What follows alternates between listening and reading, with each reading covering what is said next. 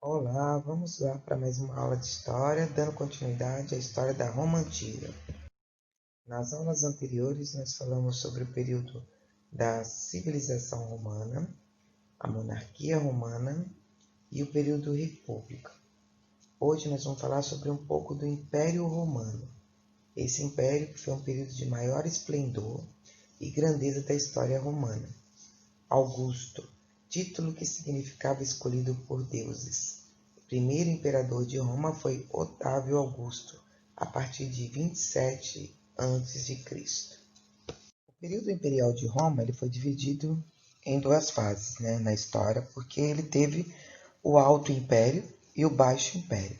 O Alto Império foi do século I ao terceiro depois de Cristo, onde teve o seu apogeu cultural da civilização romana. Também teve a máxima extensão territorial adquiridas após as guerras de conquistas, guerras púnicas, grande poderio militar, grande prestígio da figura do imperador. Então esse é relacionado a características do Alto Império. O Baixo Império ele foi do século III a V depois de Cristo. Nele vai ficar caracterizado a decadência do império, crises generalizadas, invasões externas, como invasões dos bárbaros, que eu vou explicando no decorrer da aula. Otávio Augusto ele foi um grande imperador. Ele fortaleceu as fronteiras para proteger o império, onde ele criou a Pax Romana, aprofundou a política assistencialista do Estado, conhecida por política do pão e circo, que eu vou explicar mais à frente o que foi essa política do pão e circo. Ele lutou sem sucesso pela invasão estrangeira, quer dizer, com o passar dos anos, dos séculos, ele vai tentar ao máximo segurar essa invasão, essas invasões, que só no final elas vão conseguir, e o imperador não vai conseguir conter essas invasões.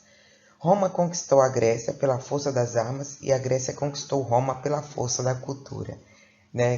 Que interessante isso, Então, a Roma ela vai conquistar a Grécia pela força das armas, na parte militar. Mas a Grécia, em questão de cultura, ela conquistou a Roma. Guarda Pretoriana. Essa guarda pretoriana foi um general romano que formou essa guarda pessoal, com soldados escolhidos entre os melhores, de dispunha denominado guarda pretoriana. Portanto, era comum os generais serem acompanhados dessa guarda pretoriana. Com Otávio, que era o imperador, a guarda pretoriana tornou-se uma tropa permanente de cerca de 4.500 soldados de elite, especialmente designados para proteger o imperador. A Pax Romana. O que foi a Pax Romana? A Pax Romana, expressão latina, para a paz romana, você vê que a Pax ali com X é a expressão latina. E para a paz romana com Z, que é o normal português, é o longo período de relativa paz, gerada pelas armas e pelo autoritarismo experimentado pelo Império Romano. Então iniciou-se quando Augusto César, em 29 a.C., declarou o fim das guerras civis e durou até o ano da morte de Marco Aurélio, que é outro imperador, em 180. Esse termo enquadra historicamente nos 2 primeiros séculos do Império Romano, instaurados em 27 a.C. por Augusto César. Neste período, a população romana viveu protegida do seu maior receio, as invasões dos bárbaros que viviam junto às fronteiras. Pax Romana era uma expressão já usada na época, possuindo um sentido de segurança, ordem e progresso para todos os povos dominados por Roma. Bom, na economia, Otávio ele vai incentivar a produção e proteger as rotas comerciais, até por conta para aumentar a economia da Roma. Empreendeu, mandou construir várias obras públicas que gerou muitos empregos aos plebeus.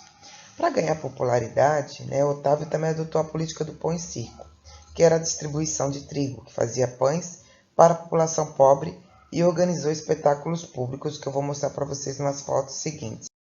Para que o povo, o pobre, não viesse a fazer manifestações, e o que o imperador ele fez? ele criou essa política do pão e circo. Que fazia essa política? Ela contribuiu para que a nobreza acumulasse poder e passasse a controlar o Senado e os principais cargos públicos.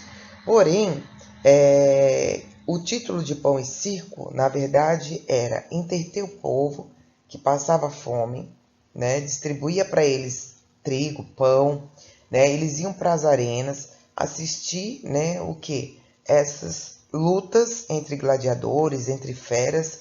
Então, era uma forma que o imperador encontrou para distrair, né, a população que estava passando por fome, por uma miséria, por situações financeiras, e assim o povo ficava entretido com essa, de uma certa forma que ele chamava uma diversão, uma distração, ao assistir essas grandes lutas entre os gladiadores e feras. Aqui nós temos alguns imperadores, né, que se destacaram na época: Tibério, Calígula, Nero, né, Vespasiano, Trajano.